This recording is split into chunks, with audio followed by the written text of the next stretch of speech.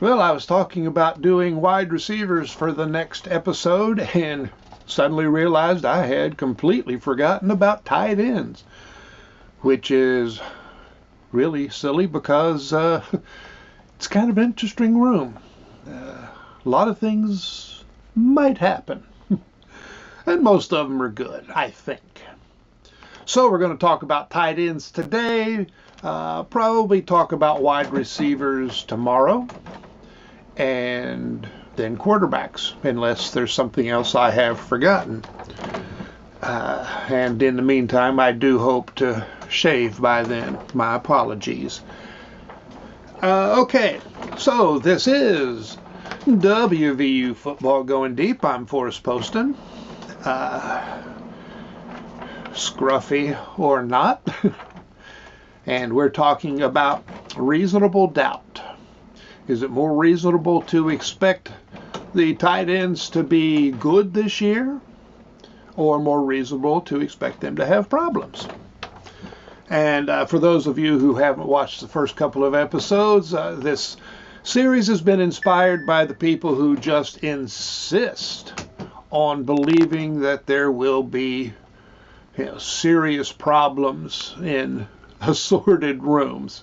And I've been taking a look at what's more reasonable, and by golly, aside from my natural optimism outweighing my paranoia, it looks good to me. Now, tight ends, of course, there's some confusion at tight end, but not a lot of doubt at the moment. We've got Kole Taylor, who will be starting when it's a passing situation. That's pretty clear. In the meantime, as good as Taylor was last year, he has been working on improving his blocking and sharpening his routes. You combine that with Green improving his short and intermediate passes, which is where the tight end thrives, and things look good.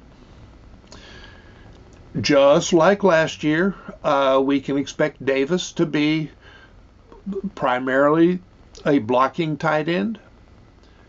Spring game did show that he has improved his mobility and his pass catching.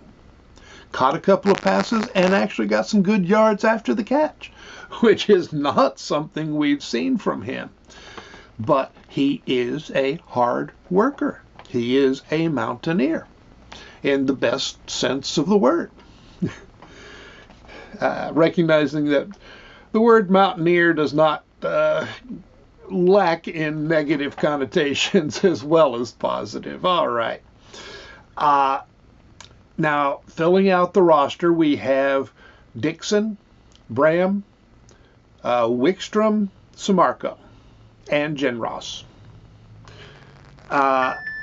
With Wickstrom, I don't know if he will be with the team. He's still on the roster. Last I knew of, we were still technically over the scholarship limit, although there are a few people who have signed but not enrolled, as far as I know. And word is that the problem of meeting the limit is taken care of, or will be taken care of. I could see Wickstrom potentially graduating and retiring, but I don't know. I don't see him playing much if he stays. Dixon still, talent, has not really established himself yet. Showed signs in the spring game, at least in receiving. So hopefully he will earn some playing time. Bram, maybe special teams. I don't, next year should be his year to get a lot of playing time. And Samarco, I would expect him to redshirt. The most intriguing, I think, is Gregory Genross, the transfer. I believe he is involved in workouts at this point. I'm not certain, but he is intriguing. I mean, he's a better blocker than Taylor, or at least better than Taylor was last year, and a better receiver than Davis, even with Davis's improvements. So he's a different option. I don't know how they plan to use him. I know they've got a plan because it's Neil Brown, and Neil Brown has plans. That's a big part of what he does, even if people don't necessarily see or acknowledge his plans. They don't always work, but he has plans. And when they don't work, he adjusts. Well, when they do work, he adjusts. He's always readjusting. But I mean, we could see 2 pass receiving tight ends. Because, having Taylor and Genross in there at the same time doesn't give up that much on blocking, gains on receiving. Flip that around, and of course, you can have Genross as the backup receiving tight end and do the combo with Genross and Davis. Kind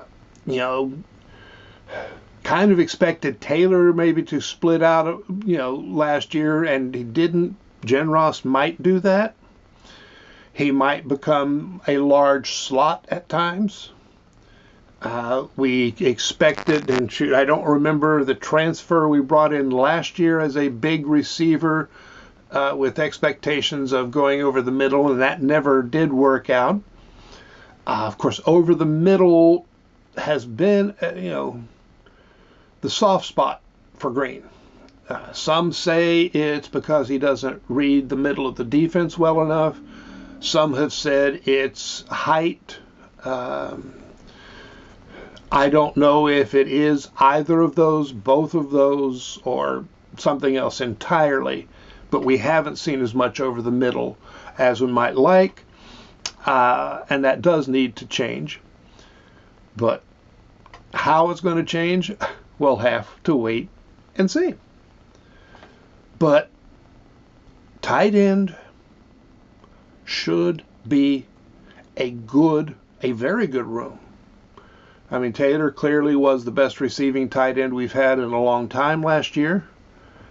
They found ways to get the ball to him, although, every now and then that seemed to drop off. But when you have so many potential receivers, getting it to everybody consistently, you can't just kind of do a rotation. Okay, this play we throw to this guy, this one to that guy. It's going to be tricky. And I trust Brown and Scott to work it out. But the Taylor-Davis-Genross combination is going to be interesting. What happens with Dixon is sort of the question. Clearly, they were not quite satisfied with how much he had improved. And that's the need to bring in Genross, which we hope pays off. All right. It's a little bit shorter video today, I think, because, tight end, there's not as many options to talk about. Now, when we get to receiver, the number of players we'll have to discuss does go up. So I've got things I need to try to do today, including shave and shower, and maybe work on the house a little bit before something else falls off. So I'll be talking to you probably tomorrow. It's getting to be about time to do that recruiting update.